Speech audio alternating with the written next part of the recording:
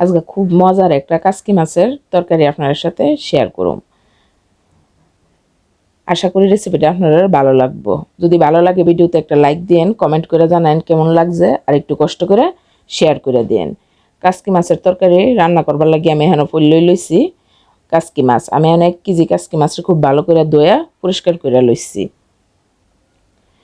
চুলার মধ্যে একটা কড়াই বসায় দিয়ে এটার মধ্যে দিয়ে দিতেছি পরিমাণ মতো সয়াবিন তেল।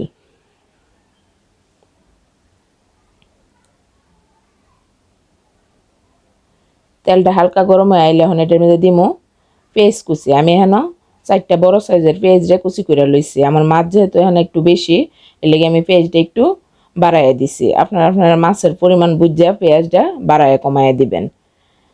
পেঁয়াজটা হালকা একটু বাজ্যা লমু। এখন এটার মধ্যে দিয়ে দিতেছি স্বাদ মতো লবণ। যারা আমার ফেসবুক পেজ থেকে দেখতেছেন আমার পেজটারে লাইক ও ফলো দিয়ে রাখেন, আর যারা আমার ইউটিউব চ্যানেল থেকে দেখতেছেন আমার চ্যানেলটারে সাবস্ক্রাইব করে পাশে থাকা বেল আইকনটা ক্লিক করে রাখেন। তাইলে আমি যখন নতুন ভিডিও আপলোড দিব আপনারা সাথে সাথে নোটিফিকেশন পেয়ে যাবেন। পেজটা হালকা একটু ভাজা হয়ে গেলে এখন এটার মধ্যে দিতেছি 1 টেবিল চামচ জিরা পেঁয়াজ বাটা। আমি এখানে 2টা পেঁয়াজের সাথে অল্প একটু জিরা দিয়ে একসাথে পাটার মধ্যে বাইটে নিচ্ছি। এখন এটারে একটু সময় নেওয়া তেলের সাথে বাইজা নেব যাতে মশলার কাঁচা গন্ধটা না থাকে। মশলাটা ভাজা হয়ে গেলে এখন এটার মধ্যে দিয়ে দিমু অল্প একটু পানি যাতে মশলাটা পুরা না লাগে। পানিটা দিয়ে এসে এখন এটার মধ্যে দিমু অন্যান্য মশলা।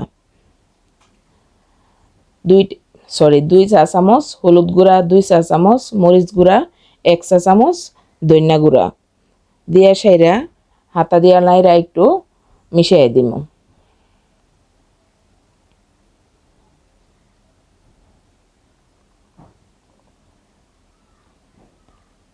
আমার কাছে মনে হইতেছে জালটা একটু কম হইব। আমার মাছটা তো হেন বেশি, লেগে আমি এখন আরও 1/2 চা চামচ মরিচ দিয়ে দিছি। দিয়ে সেরা মশলাটা খুব ভালো করে কষায় নিব। মশলাটা অবশ্যই একটু সময় নিয়ে 4-5 মিনিট সময় নিয়ে কষায় নিতে হইব। মশলাটা খুব ভালোভাবে কষানো হয়ে গেলে এখন এটার মধ্যে দিয়ে দিব কাসকি মাছ। মাছটা দিয়ে আলতোভাবে লাইরা সাইরা মশলার সাথে মিশিয়ে দিব। বেশি জোরে নাড়াচাড়া করন যেত না, তাইলে কিন্তু মাছটা ভাঙ্গা যাবে। এই মাছটি খুব নরম। এখন ডাকনা দিয়ে ডাইকা মশলার সাথে মাছটারে 1 মিনিট কষায় নিমু। এরকম একটা কাসকি মাছের বোনা হইলে ভাত কিন্তু 1 প্লেট বেশি লাগবো। আমার কথা যদি আপনারা বিশ্বাস না হয় অবশ্যই এভাবে রান্না করে খায় দেখেন। ফিরে আয় পড়ছি 1 মিনিট পরে। 1 মিনিট পরে এটা একটু হালকাভাবে নাইড়ে চেড়ে দিতেছি। আমি আজকে এটার মধ্যে অল্প একটু ঝোল রাখবো, এর লেগে আমি এখানে আরও 1/2 কাপ পানি দিয়ে দিতেছি। পানিটা কিন্তু বেশি দেওয়া যাইতো না, ছোটো মাছের মধ্যে বেশি ঝোল দিলে তরকারির স্বাদ হয় না। এলিগে আমি একবারে অল্প পরিমাণে দিচ্ছি। দিয়ে সেটা আবারও ডাকনা দিয়ে ডাইকা রান্না করবো 5 মিনিট। 5 মিনিট পরে ফিরে আয়া ডাকনাটা খুললে এখন আমি এটার লবণটা একটু চেক করে দেখবো ঠিক হয়েছে কিনা।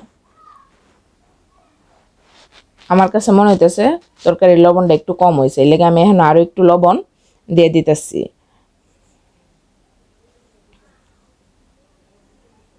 ছোটো মাছ রান্না করতে সময় বেশি লাগে না। আমার এই তরকারিটা হইতে সময় লাগছে 8 মিনিট। 8 মিনিটে আমার এই তরকারি রান্না করা হয়ে গেছে গা। এখন এটার মধ্যে দিতেছি কয়েকটা কাঁচামরিচ। কাঁচামরিচটা আমি আবার মাঝে একটু ফাইরা দিছি, আর দিয়ে দিতেছি ধনিয়া পাতা কুচি। দিয়ে সেটা একটু নাইরা দিয়ে আবারও ডাকনা দিয়ে ডাইকে দিমু 2 মিনিটের লাগিয়া। এত করে ধনিয়া পাতা আর কাঁচামরিচের গ্রানটা পুরা তরকারির মধ্যে খুব ভালোভাবে ছড়াই যাবো গা। ওই দেন 2 মিনিট পরে ডাকনাটা খুললে আপনারা দেখাই দিতেছে আমার তরকারি কিন্তু হয়ে গেছে গা। আমি এখন এটারে পরিবেশন করে আপনারা দেখাই দিমু কেমন হয়েছে। আজকে এই পর্যন্তই। আবারও আপনার সাথে দেখা হইব এরকম সহজ ও সুন্দর কোনো রেসিপি নিয়ে। সবাই ভালো থাকেন, আমার জন্য দোয়া করেন। আসসালামু আলাইকুম।